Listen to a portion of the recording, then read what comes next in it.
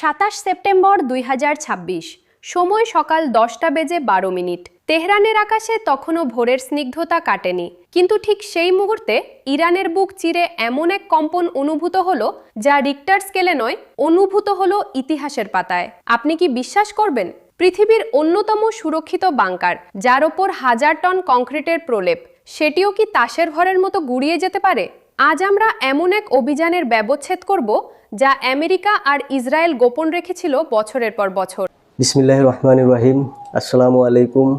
সুপ্রিয় দর্শক, বাংলাদেশের সমসাময়িক ঘটনার উপর যে সকল ভাইরাল এবং ট্রেন্ডিং নিউজ আপনারা সচরাচর সোশ্যাল মিডিয়াতে দেখে থাকেন, সেই সকল ভাইরাল এবং ট্রেন্ডিং নিউজের বিশ্লেষণ ভিত্তিক আলোচনা নিয়ে আমি আজমল আবারও হাজির হয়েছি।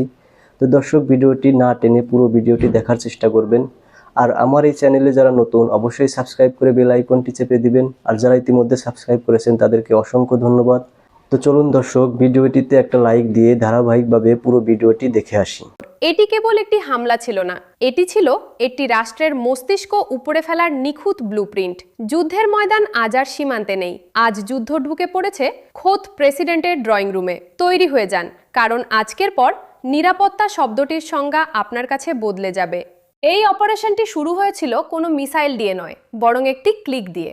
গোয়েন্দা সংস্থাগুলো লক্ষ্য করল তেহরানের একটি সাধারণ সরকারি ভবনের আশেপাশে গত 48 ঘন্টায় অস্বাভাবিক রকমের ব্ল্যাকআউট করা হয়েছে। সিসিটিভি ক্যামেরাগুলো হঠাৎ করেই কাজ করা বন্ধ করে দিয়েছে। কেন?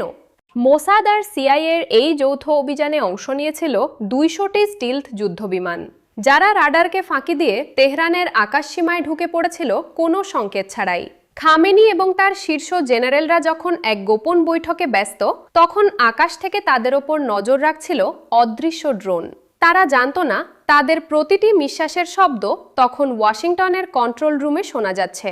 এবার আসা যাক সেই রহস্যে যা কেউ আপনাকে বলবে না। ইরানের এই বাংকারটি এমনভাবে তৈরি ছিল যে পারমাণবিক হামলা হলেও ভেতরে কেউ মারা যাবে না। কিন্তু সেদিন কি এমন ঘটল যে পুরো ছাদ ধসে পড়ল? গোপন রহস্যের উন্মোচন। সাধারণত খামেনি মাটির 4 স্তর নিচে থাকতেন, কিন্তু সেই বিশেষ দিনে একটি যান্ত্রিক ত্রুটির কারণে লিফটটি মাঝপথে আটকে যায়। তারা বাধ্য হয়ে দ্বিতীয় স্তরের একটি মিটিং রুমে বৈঠকটি শুরু করেন। হামলাকারীরা ঠিক এই 5 মিনিটের নিরাপত্তার ঘাটতিটুকুকেই কাজে লাগিয়েছিল।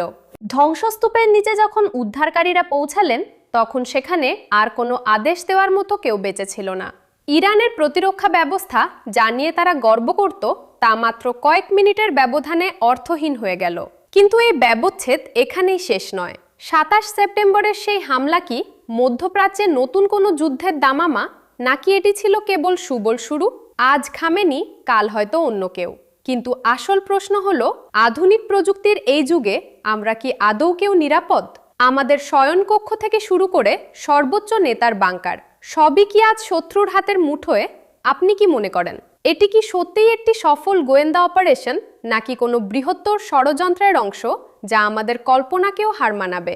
আপনার মতামত কমেন্টে জানান, কারণ এই রহস্যের সমাধান হয়তো। ধন্যবাদ সুপ্রিয় দর্শক, এতক্ষণ কষ্ট করে আমার এই ভিডিওটি দেখার জন্য। ভিডিওটি ভালো লাগলে অবশ্যই লাইক, শেয়ার, কমেন্ট করে যাবেন। আর সকলেই সালাত নিজেও কায়েম করবেন এবং অপরকেও সালাত কায়েম করতে উৎসাহিত করবেন। সকলেই ভালো থাকবেন, সুস্থ থাকবেন। দেখা হবে পরবর্তী ভিডিওতে। আল্লাহ হাফেজ।